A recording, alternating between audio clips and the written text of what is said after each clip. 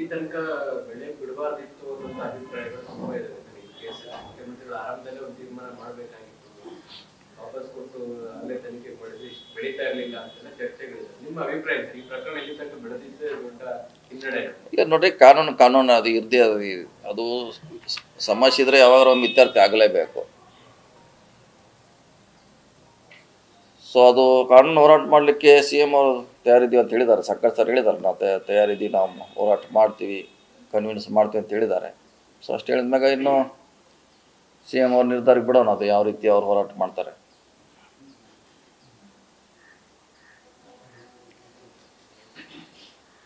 Sir, ನಾಳೆ ಮುಂದಿನ ದಿನಗಳಲ್ಲಿ ಒಂದು ರೀತಿ ಸನ್ನಿವೇಶಗಳು ಬದಲಾದರೆ ಮುಂದಿನ ದಿನಗಳಲ್ಲಿ ಅಂದರೆ ನೀವು ಹೇಳ್ತಾರೆ 2028 ಟ್ರೈ ಮಾಡ್ತೀನಿ ಅಂತ ಸನ್ನಿವೇಶನ ಸೃಷ್ಟಿ ಆದರೆ ನೀವು ಮಾನಸಿಕವಾಗಿ ರೆಡಿ ಇರ್ತೀರಾ? ಈಗ ಇಲ್ಲ ಸನ್ನಿವೇಶ ಅಂದರೆ ಅದೇ ಹೇಳಿದ್ರಲ್ಲ, ಈಗ ನಮ್ಮ ಪಕ್ಷ ಇಡೀ ಪಕ್ಷ ಅದು ಗಟ್ಟಿಯಾಗಿ ನಿಂತರೆ ಅದು ಸನ್ನಿವೇಶ ಬರೋದಲ್ಲ, ಅದೇ ಪ್ರಶ್ನೆ. ಈಗ ನಾವು ಅದಕ್ಕೆ ಗಟ್ಟಿಯಾಗಿ ನಿಲ್ಬೇಕಂತ ಹೇಳ್ತಾ ಇದ್ದೀವಿ.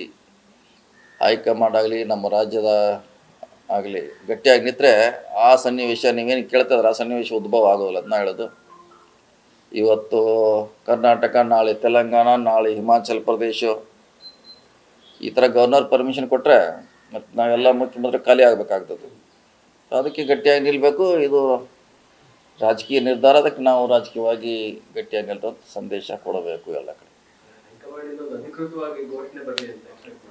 ಈಗಾಗಲೇ ಹೇಳಿದ್ದಾರೆ ಅವರು, ಫೋನ್ ಮುಖಾಂತರ ಅವ್ರಿಗೆ ಇಂಡಿವಿಜುವಲ್ ಮಾತುಕತೆ ಮಾಡಿ ಹೇಳಿದ್ದಾರೆ.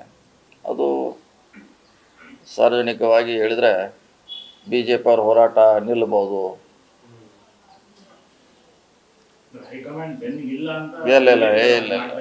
ಇಲ್ಲ ಹಂಗೆ ಆ ಥರ ಮತ್ತೆ ನೀವು ಹೋಗ್ಬೇಡಿ, ನಮ್ಮದು ಕ್ಲಿಯರ್ ಕಟ್ ಇದೆ, ಆ ಥರ ಇಲ್ಲ. ಸೊ ಸ್ಪಷ್ಟವಾಗಿ ಅಂದರೆ ರಾಜ್ಯಪಾಲರು ಏನೇ ಅನುಮತಿ ಕೊಡಲಿ ಅವರು ಮಂತ್ರಿಯಾಗಿ ಮುಂದುವರಿತಾರೆ. ಅದು ನಾವು ಮುಂದೆ ಕಾನೂನು ಹೋರಾಟ ಮಾಡ್ತೀವಿ ಅನ್ನೋದು ಅಷ್ಟೇ, ಸಿಂಪಲ್ ಆಗಿದೆ, ಇದರಲ್ಲಿ ಏನೋ ಕನ್ಫ್ಯೂಷನ್ ಏನಿಲ್ಲ.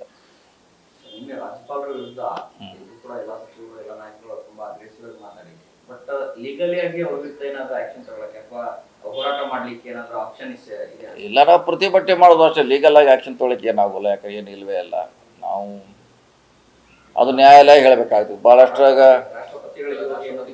ಈಗ ನ್ಯಾಯಾಲಯದಲ್ಲಿ ಅವ್ರದ್ದು ಕೂಡ ಕ್ವಶನ್ ಆಗಿದೆ. ಭಾಳಷ್ಟು ಗವರ್ನರ್ ಬಗ್ಗೆ ನ್ಯಾಯಾಲಯಗಳು ಹೇಳಿದೆ, ನೀವು ತಪ್ಪು ಮಾಡಿದ್ರತ್ತ, ಇನ್ನು ಕಡೆ ಭಾಳಷ್ಟು ಕಡೆಯಲ್ಲಿ ಕೋರ್ಟ್ ಮಾಡಿದೆ.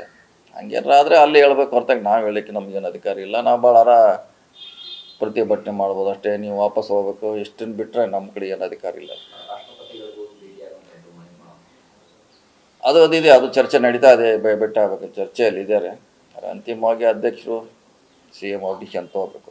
ಚರ್ಚೆ ಆಗಿದ್ರೆ ನಮ್ಮ ಮಂತ್ರಿ ವಲಯದಲ್ಲಿ ರಾಷ್ಟ್ರಪತಿ ಕೂಡ ಭೇಟಿ ಆಗಬೇಕಂತ. ಆದರೆ CM ಅವರು ಅದಕ್ಕೆ ಅಧ್ಯಕ್ಷರು ಅಂತಿಮವಾಗಿ ಹೇಳಬೇಕು. ಅವ್ರು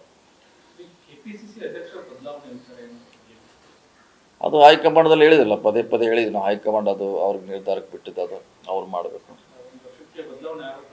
ಇಲ್ಲ, ಅದ್ರ ಬಗ್ಗೆ ನಮ್ಗೆ ಗೊತ್ತಿಲ್ಲ. ಅವರೇ ಹೈಕಮಾಂಡ್ ಅದ್ರ ಬಗ್ಗೆ ನಿರ್ಧಾರ ಮಾಡ್ತಾರೆ ಏನಂತ.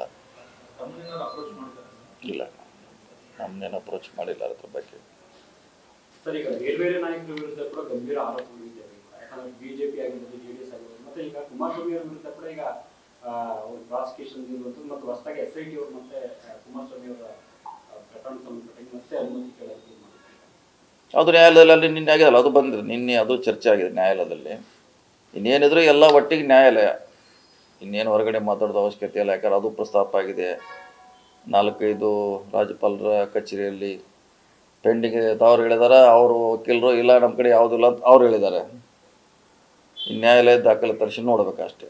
ಯಾಕಂದ್ರೆ ಅವ್ರ ವಕೀಲರು ಮೆಹ್ತಾ ಅನ್ನೋರು ನಮ್ಮಲ್ಲಿ ಯಾವುದೂ ಪೆಂಡಿಂಗ್ ಇಲ್ಲ ಅಂತ ಹೇಳಿದ್ದಾರೆ, ನಮ್ಮವರು ಪೆಂಡಿಂಗ್ ಇದೆ ಅಂತ ಹೇಳಿದ್ದಾರೆ. ಸೊ ಕೋರ್ಟಿಗೆ ಅಧಿಕಾರ ಇದೆ ಕೇಳುವಂಥದ್ದು, ದಾಖಲೆ ತರಿಸುವಂಥದ್ದು ತರಿಸ್ಬೋದು. ನ್ಯೂಸ್ ಫಸ್ಟ್ ನಿರ್ಭೀತಿಯಿಂದ ನಿಮ್ಮ ಪರವಾಗಿ.